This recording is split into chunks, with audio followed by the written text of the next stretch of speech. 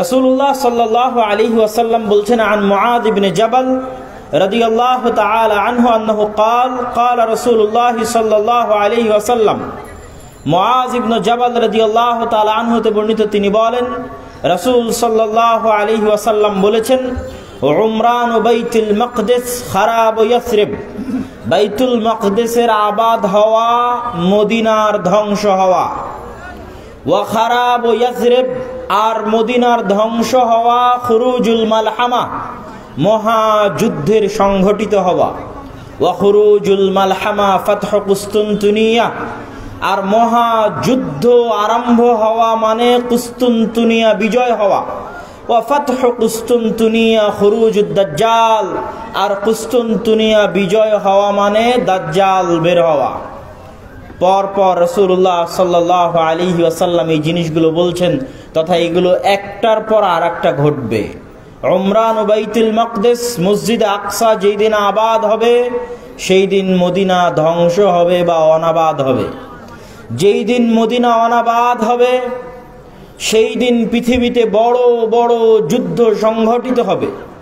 যেই দিন পৃথিবীতে সবচেয়ে বড় পৃথিবীর যুদ্ধ সংঘটিত হবে সেই দিন কুস্তুনতুনিয়া বিজয় হবে। যেই দিন কুস্তুনতুনিয়া বিজয় হবে সেই দিন দাজ্জাল বের হবে। তাহলে এই হাদিস কিয়ামতের পূর্ব মুহূর্তে সংঘটিত বিষয়, কিন্তু তার মধ্যে আমরা মসজিদে আকসা পাচ্ছি। আমাদের আলোচনার টপিক হচ্ছে মসজিদ আকসা বা মসজিদ আকসার আশেপাশের যে অঞ্চল, যে এরিয়া, সেখানে বৃহৎ থেকে বৃহৎ যুদ্ধ সংঘটিত হবে কিয়ামতের পূর্ব মুহূর্তে। আমি হাদিসগুলোর বিস্তারিত ব্যাখ্যা একদম শেষে করব। তার আগে আমরা আরও কয়েকটি হাদিস রাসূলুল্লাহ সাল্লাল্লাহু আলাইহি ওয়াসাল্লামের পক্ষ থেকে দেখি। রাসূল সাল্লাল্লাহু আলাইহি ওয়াসাল্লাম বলছেন, ইয়ান্তাযিরু আও ইয়াখরুজু ৭০,০০০ ইহুদি মিন আসবাহান মা'আদ দাজ্জাল, ইহুদিদের একটা অংশ দাজ্জালের অপেক্ষায় আছে, এবং যেই দিন দাজ্জাল বের হবে ইস্পাহানের ৭০,০০০ ইহুদি দাজ্জালের সঙ্গী হবে, এবং ওই ৭০,০০০ ইহুদি এবং দাজ্জাল মিলে ইয়াকতুলু মা'আল মুসলিমিন, মুসলমানদের বিরুদ্ধে যুদ্ধ করবে। যুদ্ধ করতে করতে এমন পরিবেশ তৈরি হবে যে ইয়াখতাবিউল ইয়াহুদ ওয়ারা আশ-শাজারা আও তাহতাল হাজার, ইহুদি আশ্রয় নিবে গাছের আড়ালে, পাথরের আড়ালে, আর পাথর এবং গাছ বলে উঠবে ইয়া মুসলিম, পাথর এবং গাছ কথা বলে উঠবে, এই মুসলমান, এই যে এখানে লুকিয়ে আছে হত্যা করো। গাছ বলবে এই যে এখানে লুকিয়ে আছে হত্যা করো। পাথর বলবে এই যে এখানে লুকিয়ে আছে হত্যা করো। এবং এই হাদিসের সাথে আরো একটি হাদিস সম্পৃক্ত, যে রাসূলুল্লাহ সাল্লাল্লাহু আলাইহি ওয়াসাল্লাম গুরুত্বপূর্ণ আলোচনা শুনছিলাম। সে আলোচনার দ্বিতীয় হাদিস আমরা পড়লাম যে ৭০,০০০ ইহুদি ইস্পাহান থেকে বের হবে। ইস্পাহান হচ্ছে ইরানের নগরী। আজও ইরানের মধ্যে ইস্পাহান নামে সেই নগরী আছে। আমরা প উচ্চারণ করি ইস্পাহান, আরবিতে এটা উচ্চারণ হয় না। আরবিতে হয় আল আসবাহানি, বা উচ্চারণ হয় ইসবাহান বা আসবাহানি। সেখান থেকে ৭০,০০০ ইহুদি দাজ্জালের সঙ্গী হবে, সাথী হবে, এবং মুসলমানদের বিরুদ্ধে যুদ্ধ করবে। আর সেই যুদ্ধের অবস্থা কি হবে সেটা আমরা দেখলাম। আরেকটি হাদিস দেখি। عن عوف بن مالك رضي الله تعالى عنه أنه قال, আউফ ইবনে মালিক রাদিয়াল্লাহু তাআলা আনহু থেকে বর্ণিত, তিনি বলেন, আমি একদা রাসূলুল্লাহ সাল্লাল্লাহু আলাইহি ওয়াসাল্লামের নিকটে আসলাম। রাসূল সাল্লাল্লাহু আলাইহি ওয়াসাল্লাম আমাকে কিয়ামতের আলামত গণালেন, আমার হাতে গণালেন। তার মধ্যে একটি আলামত রাসূল সাল্লাল্লাহু আলাইহি ওয়াসাল্লাম বললেন, সায়াকুনু হুদনাতুন মা'আর রোম, ইয়ানি সাতাকুনু হুদনাতুন বাইনাল মুসলিমিনা ওয়ার রোম, রোমান খ্রিস্টানদের সাথে মুসলমানদের একটি চুক্তি হবে। আর রোমান খ্রিস্টানেরা এবং মুসলমানেরা চুক্তিবদ্ধ হয়ে তৃতীয় কমন শত্রুর বিরুদ্ধে যুদ্ধ করবে, তথা রোমান খ্রিস্টানদের শত্রু আর মুসলমানদের শত্রু এক। তৃতীয় কমন শত্রুর বিরুদ্ধে মুসলমানেরা যুদ্ধ করবে। এই যুদ্ধে রোমান খ্রিস্টান এবং মুসলমানেরা বিজয়ী হবে। বিজয়ী হওয়ার পর একজন খ্রিস্টান দাঁড়িয়ে বলবে যে আমরা আজকে বিজয়ী হয়েছি লিহাজা সলিব, এই ক্রুশের কারণে, গলায় ঝুলানো ক্রুশ দেখিয়ে বলবে এটার কারণে আজকে আমরা বিজয়ী হয়েছি। তখন একজন মুসলমানের আঁতে ঘা লাগবে, সে দাঁড়িয়ে উঠে তার ক্রসটা ভেঙে দিবে। যখন ভেঙে দিবে তখন রোমান এবং মুসলমানেরা পরস্পরের বিরুদ্ধে যুদ্ধ করার জন্য দাঁড়িয়ে যাবে। রোমান খ্রিস্টান এবং মুসলমানেরা, সেই যুদ্ধের বর্ণনা রাসূলুল্লাহ সাল্লাল্লাহু আলাইহি ওয়াসাল্লাম হাদিসে বিস্তারিত বর্ণনা করছেন।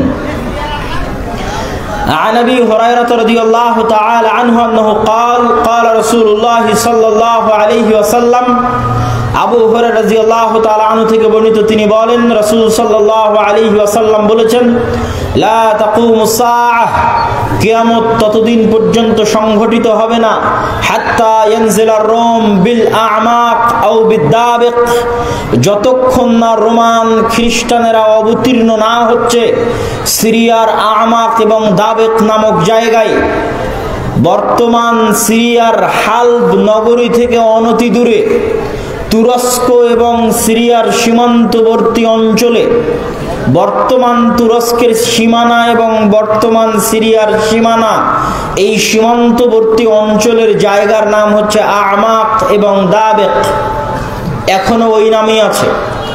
এই আ'মাক এবং দাবিক জায়গায় যতক্ষণ না রোমান খ্রিস্টানেরা অবতীর্ণ না হবে মুসলমানদের বিরুদ্ধে, ফায়াখরুজু ইলাইহিম জাইশুম মিনাল মাদিনাহ, আর তাদের বিরুদ্ধে যুদ্ধ করার জন্য মদিনা মুনাওয়ারা থেকে মুসলমানদের একটি সেনাবাহিনী রওনা হবে। রাসূলুল্লাহ সাল্লাল্লাহু আলাইহি ওয়াসাল্লাম বলছেন, মদিনা মুনাওয়ারা থেকে বের হওয়া সেই মুজাহিদ বাহিনী খিয়ার ও আহলিল আরজ, তৎকালীন বিশ্বের সর্বোত্তম, সবচেয়ে শ্রেষ্ঠ, সবচেয়ে দামি, সবচেয়ে আল্লাহওয়ালা পরহেজগার মানুষ হবে।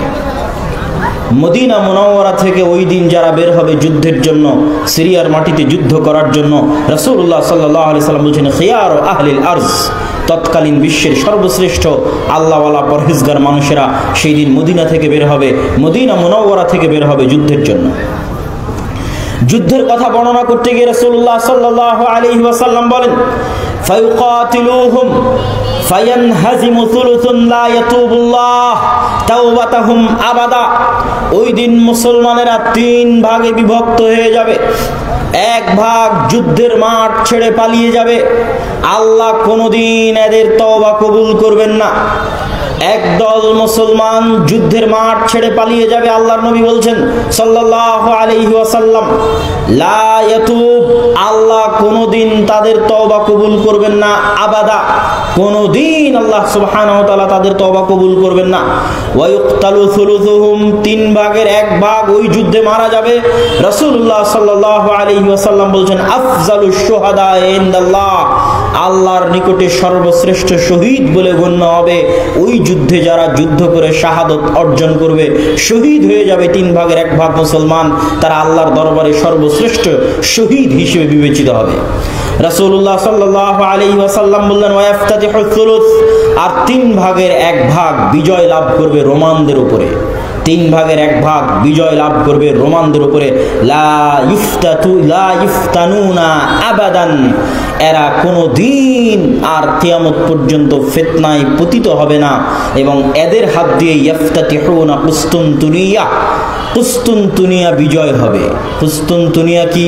আগের হাদিসেও দেখেছেন আল্লাহর নবী বলেছে, বাইতুল মাকদেসের আবাদ হওয়া, মদিনার ধ্বংস হওয়া, মদিনার ধ্বংস হওয়া, মহাযুদ্ধের শুরু হওয়া, মহাযুদ্ধের শুরু হওয়া, কুসতুনতুনিয়া বিজয় হওয়া, কুসতুনতুনিয়া বিজয় হওয়া, দাজ্জালের বের হওয়া। কুসতুনতুনিয়া হচ্ছে আজকের তুরস্কের ইস্তাম্বুল, আজকের তুরস্কের ইস্তাম্বুলকে আরবিতে বলা হয় কুস্তন্তনিয়া, ইংরেজিতে বলা হয় কনস্টান্টিনিপল এবং বর্তমান নাম হচ্ছে ইস্তাম্বুল।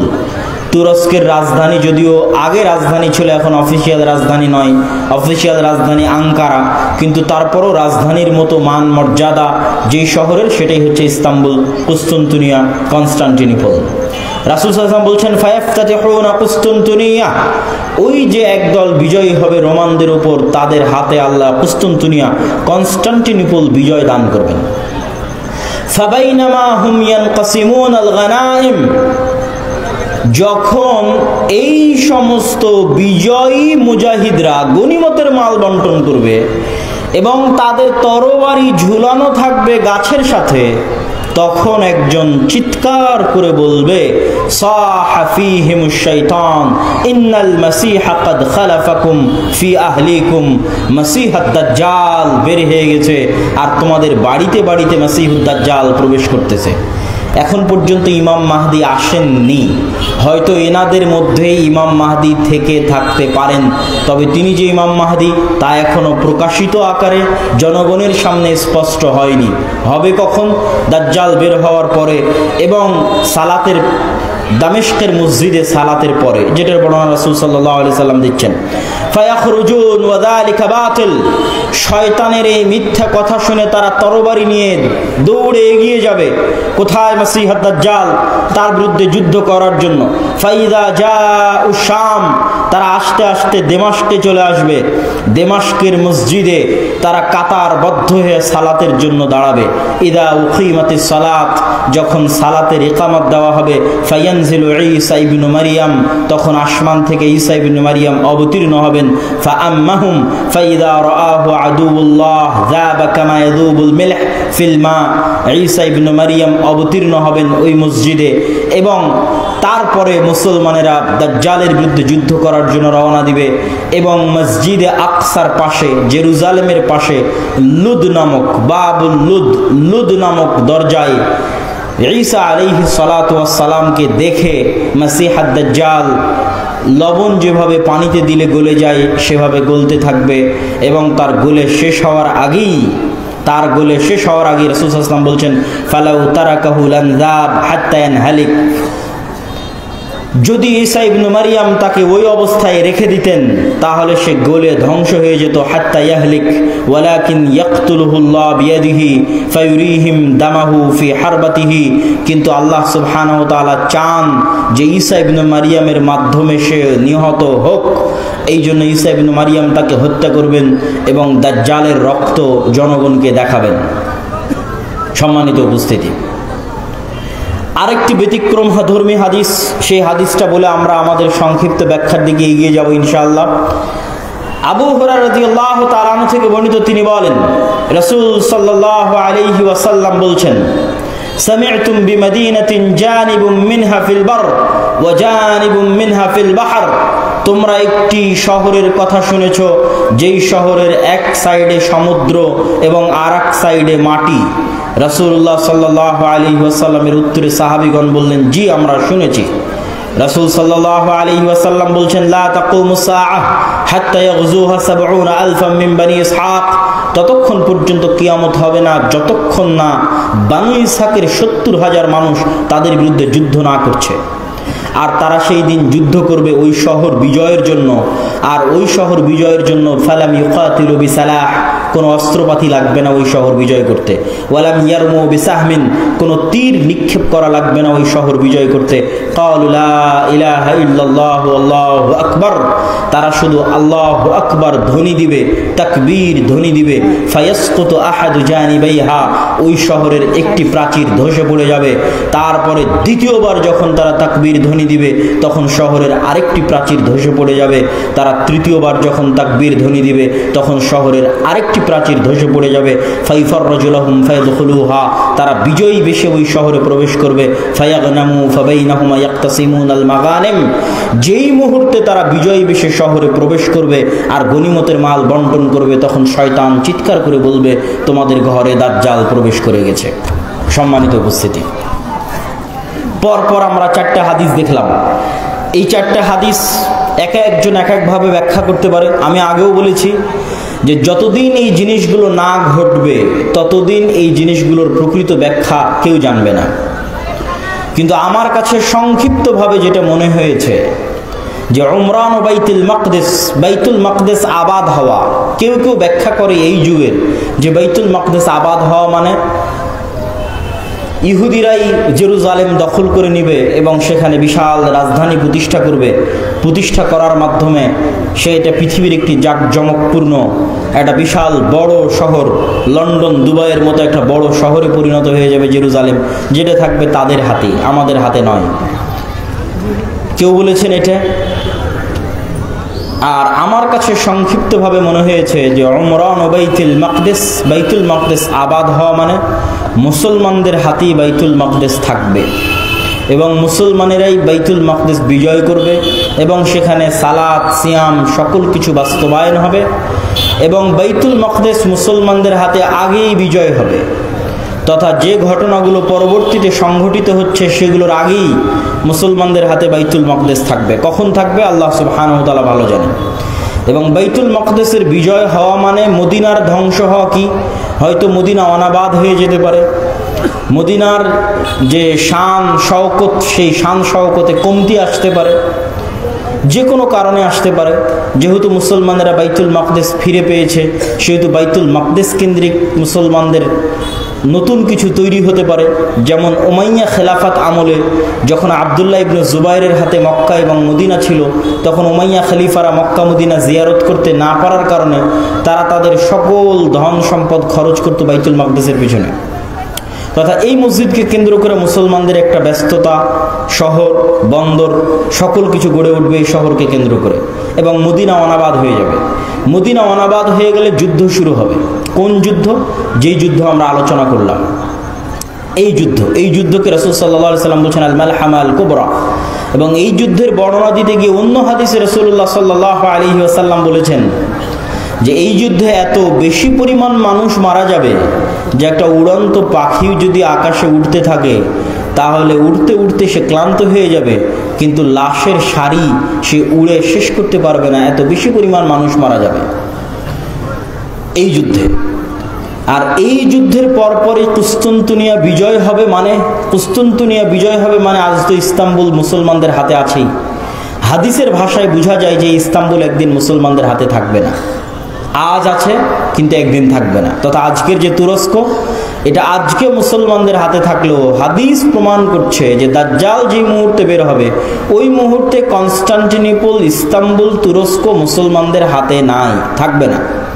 তথা সেটা মুসলমানেরা যে কোনো সময় হারিয়ে ফেলতে পারে, অদূর ভবিষ্যতে, নিকট ভবিষ্যতে। আল্লাহ সুবহানাহু ওয়া তাআলা ভালো জানে কখন হারিয়ে ফেলবে, কেন না হারালে বিজয় কিসের?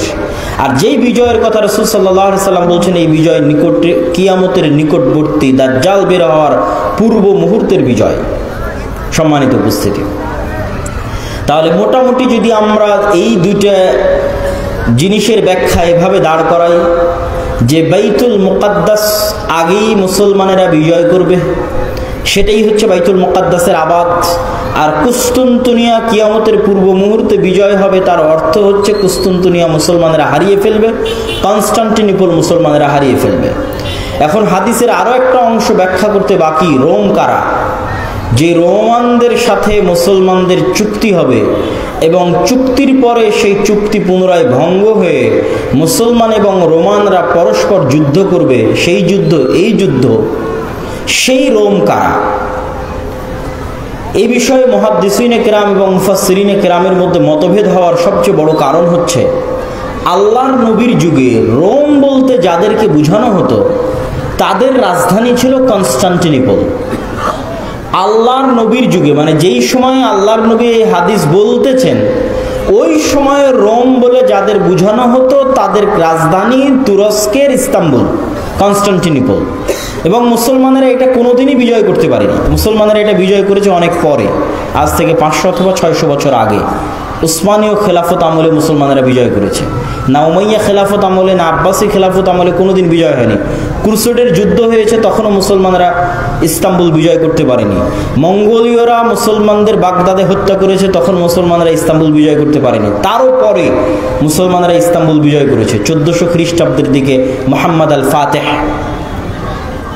তো এই জন্য রাসূল সাল্লাল্লাহু আলাইহি ওয়াসাল্লাম যখন রোম শব্দ বলতেছেন হাদিসে মদিনায়, তখন রোম মানে বর্তমান তুরস্কের কনস্টান্টিনোপল, ইস্তাম্বুল।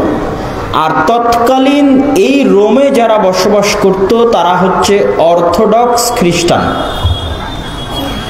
আর আজকে ইতালির যারা রোম, ইতালির রাজধানী রোম, ইউরোপের যারা খ্রিস্টান, আমেরিকার যারা খ্রিস্টান, তারা হচ্ছে ক্যাথলিক খ্রিস্টান। এবং তাদের মধ্যে বিশ্বাসগত এবং আকীদাগত পার্থক্য আছে অনেক বিষয়ে, পদ এবং পদবিগত পার্থক্য আছে, কৃষ্টি কালচার, সামাজিক আচার ব্যবহারগত পার্থক্য আছে। তাহলে রোম বলতে আমরা যদি তৎকালীন রোম ধরি, তথা অর্থোডক্স খ্রিস্টানদের হাতে যখন কনস্টান্টিনোপল ছিল, সেই অর্থোডক্স খ্রিস্টানেরা এখন বসবাস করে রাশিয়ায়।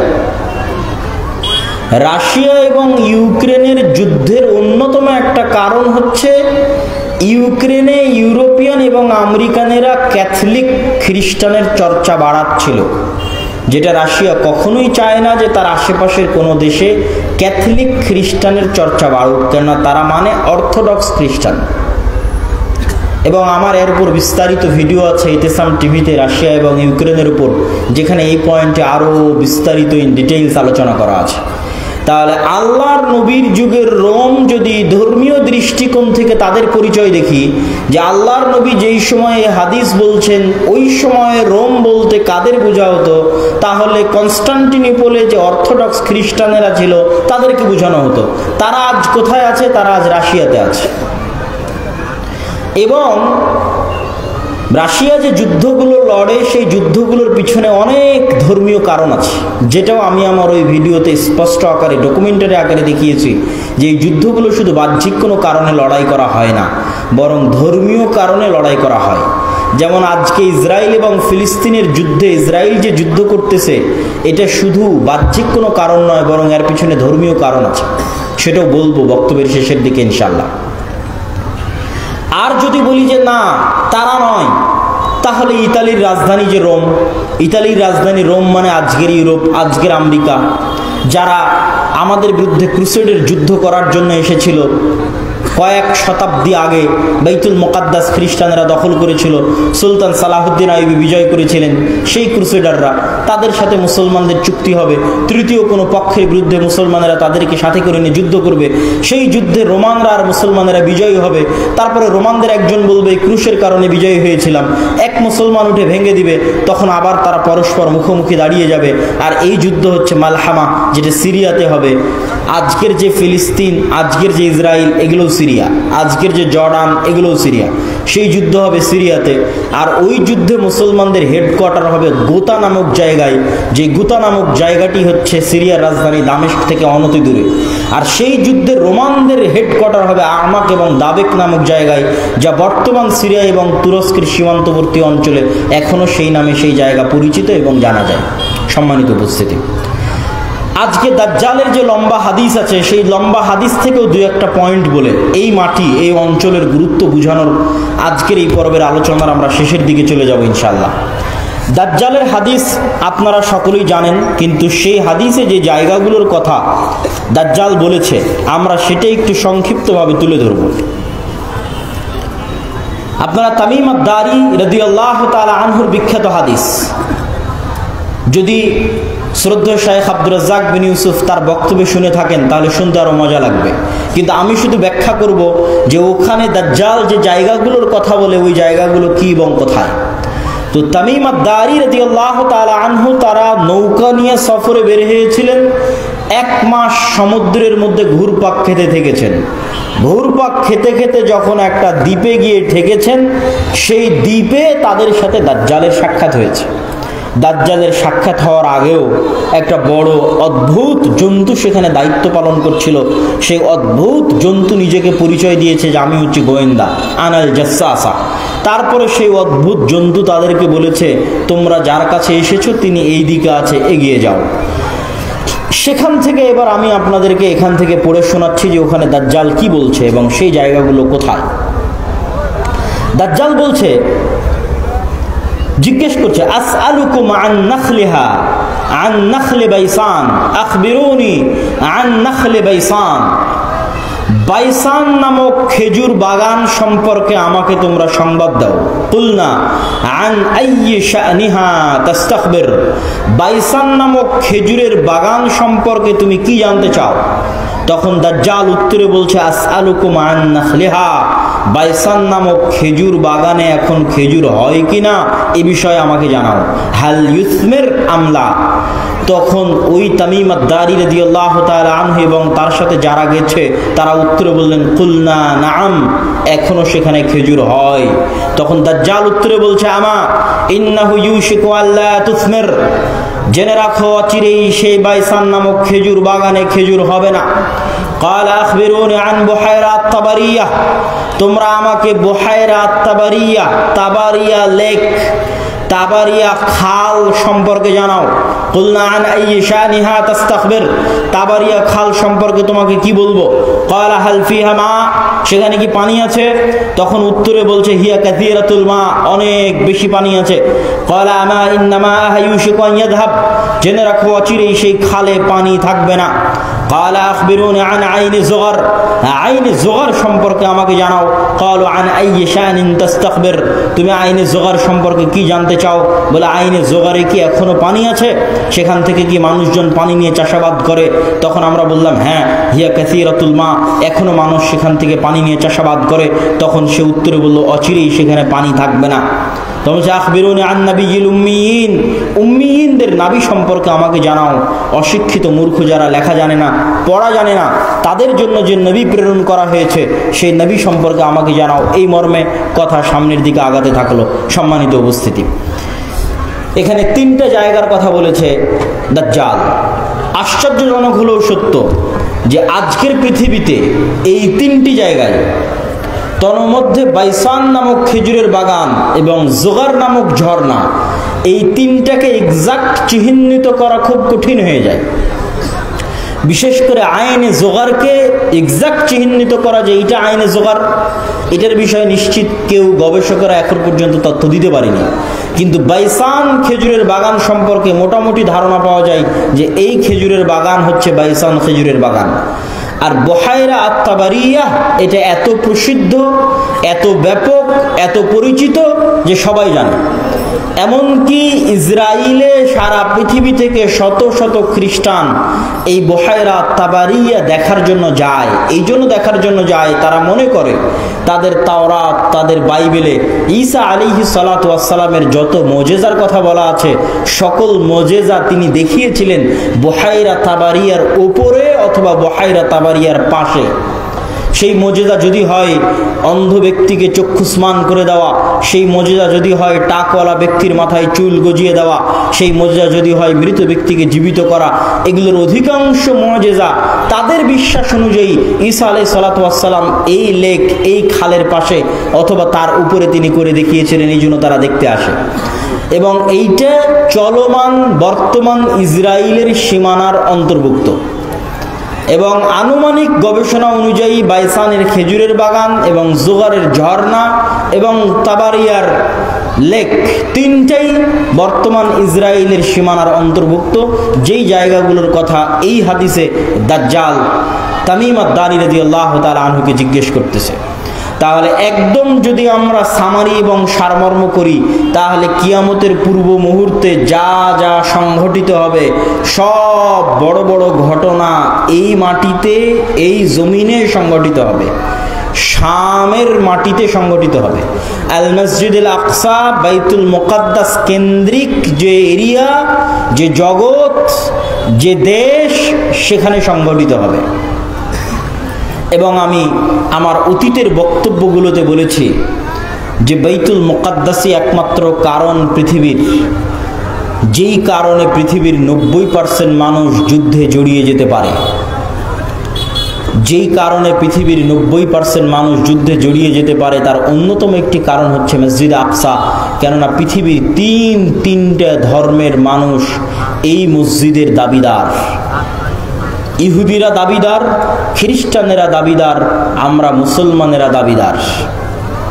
যেহেতু তিনটা ধর্মই আসমানি দিন, আসমান থেকে এসেছে, তিনটা ধর্মের গ্রন্থই আসমানি গ্রন্থ, ওই দুইটা গ্রন্থে বিকৃতি এসেছে, ওই দুইটা ধর্মে বিকৃতি এসেছে। ইসলামে বিকৃতি আসেনি, কোরআনে বিকৃতি আসেনি। কিন্তু যেহেতু একই জায়গা থেকে আগত, এই জন্য ঘটনা, আকিদা, বিশ্বাস, কাহিনী অনেক কিছুই সেম এবং কমন।